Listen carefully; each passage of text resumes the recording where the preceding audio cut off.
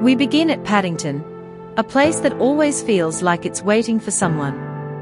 Light drifting through the ironwork, people moving with purpose, and our train resting quietly, where else but at Platform 1. Tonight, it's the night Riviera. Traction provided by 57301, a daughter of Loughborough, steady and unhurried, ready to take us southwest through the long, dark hours. This is the start of our rail in 35mm project. 6 months on the rails, one lens, one way of looking. Letting the railway show us whatever it chooses.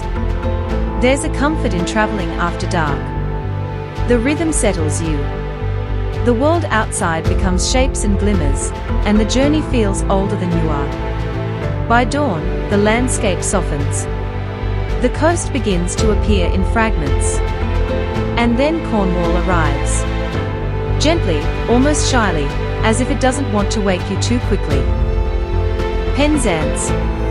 The end of the Cornish main line. A moment to pause, to feel the air change, to take in where the rails have brought us. A short wander through the town, granite walls, the harbour, the sound of gulls, and a search for a Cornish tradition.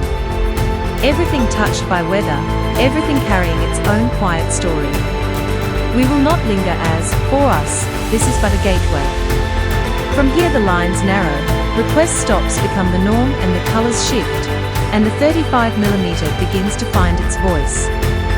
One camera, one focal length. A discipline that slows you down, helps you notice, lets the world come to you rather than chasing it. We will move on to the St Ives Bay line, and then the Looe Valley.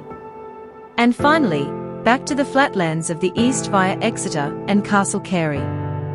4 journeys, 77 hours, over 4 days, from Norwich to the Atlantic Light and the western approaches. Come with us and let us look at Curnow as an observationist.